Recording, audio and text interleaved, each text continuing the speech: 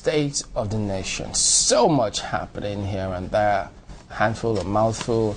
I mean, messages are starting back and forth. The National Executive Council just had their own meeting. The National Assembly also meeting. Well, let's go to the National Assembly now. We're joined this morning by Senator Abaribe, who is the Chairman, Senate Committee on Information, Media and Public Affairs. Thank you for coming on this morning, Senator. Thank you. Well, it's amazing times again now, but of course you always will have some sort of eye on the National Assembly, the Senate also. Committees have just been set up, and what's the thinking, or what's going on at the Senate at the moment? Have you all set up agendas, goals, targets of what the Senate needs to achieve this 7th session? Yes, the agenda has been set. I think it was set on the first day that we resumed, because usually on the first day there's a speech by the Senate President, and that speech contains inside it all the different things that will be accomplished in the 7th Senate. And I think if you look at that speech, you will see that what the Senate President actually did was not just to set an agenda, but also to pose a few questions about the critical things that are happening in Nigeria. What do we do? We're going to have to deal with matters that at different levels affect the ordinary man, and that is exactly what has been done. In that place, he posed the question, what do we do about state creation? What do we do about devolution of power? What do we do about fiscal federalism? And all the matters that you see that come up now, had already been enunciated in that particular agenda. Also, the day that in setting up all the committees, all the speeches that have been made have touched in one way or the other on each and every aspect of our national life, because the committees encompass everything concerning Nigeria.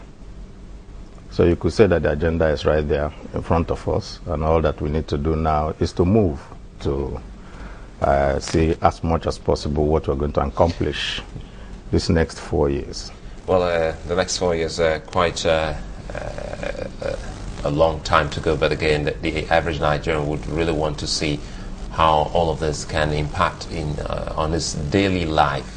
Now, state creation, away from state creation, the devolution of power and the fiscal federalism, what exactly is the Senate doing, for instance, in the aspect of affecting the lives of the people? Like today, making the headlines, we're getting to see that the Senate is saying that, well, they will not back the removal of subsidy on petroleum products. So things like that. What other things do you have on the agenda, apart from all of this, that the average Nigerian can really relate with?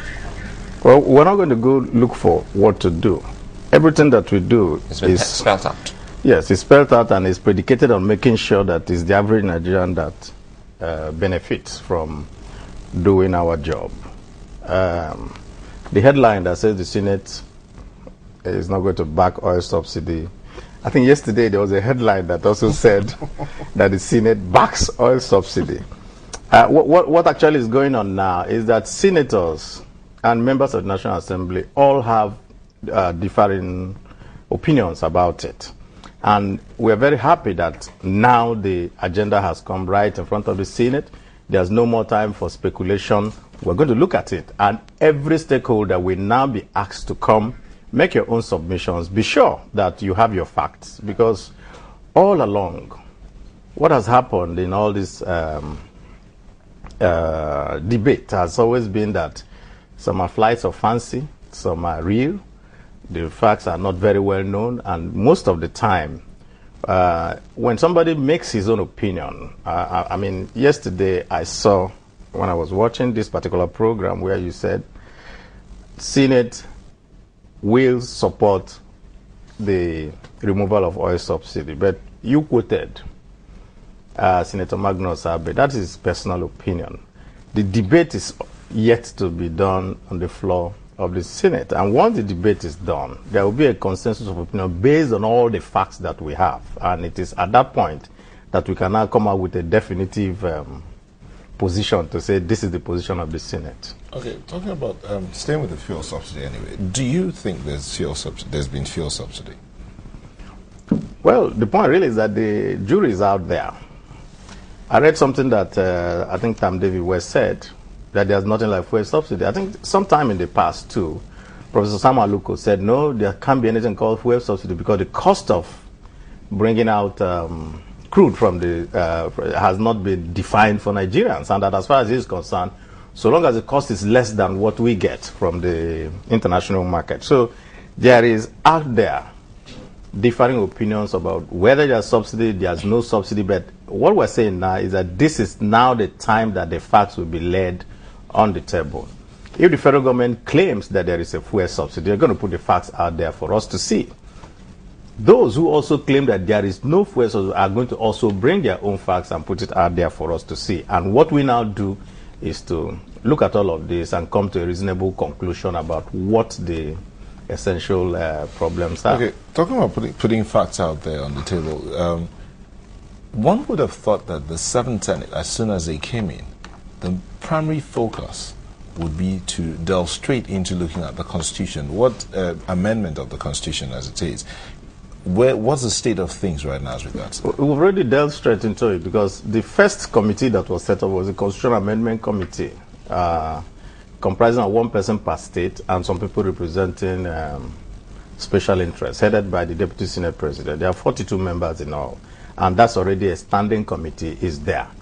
The only thing that is holding it up now is that those who have inputs to make, we now have to come up with their inputs. Now, federal government also will come up with what it wants. Talking about the inputs, the clamor for a constitutional national conference, the schools of thought that say the Constitution in the first place was not drawn up by the Nigerians because Nigerians were not brought in. Yes, the senators and legislators had their own field day writing the Constitution. Nigerians were not really brought in.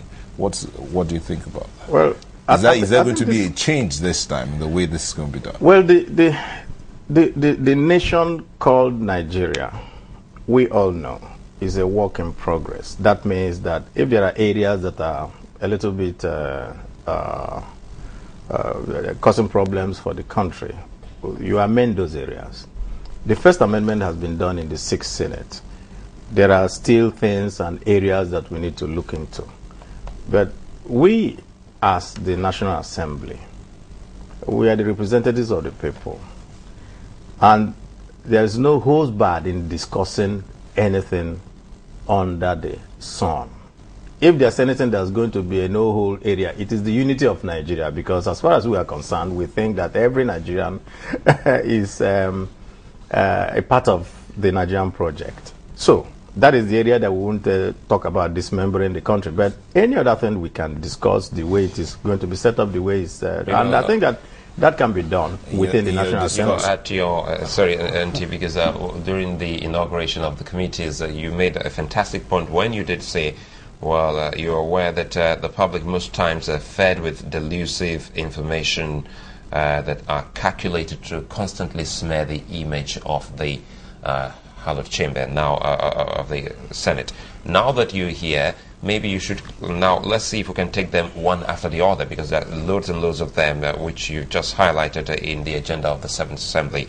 The state creation, devolution of power, fiscal federalism, state police, state INEC, uniform minimum wage, and as well as the joint account. For instance, we know some states will be going to elections even this year, December, while some others will go to the polls in 2012. So let's start with state INEC. What is the issue surrounding state INEC that has brought it as one of your agenda? I think there's been so much complaint about state INECs, in the sense that in every state, doesn't matter which state, no opposition party wins any election from councillor to local government chairman, because the state INECs are restricted to elections in the 3rd tier of government. And what we find, that, I mean, it's clear, and we've seen it. How on earth is it possible that there is no dissenting voice in every place in Nigeria? And so there's something fishy there. And that's why we think that those are the areas that, part of the area that should be looked into. If you want democracy not just at the federal level, you want democracy to permeate all the way down to the grassroots.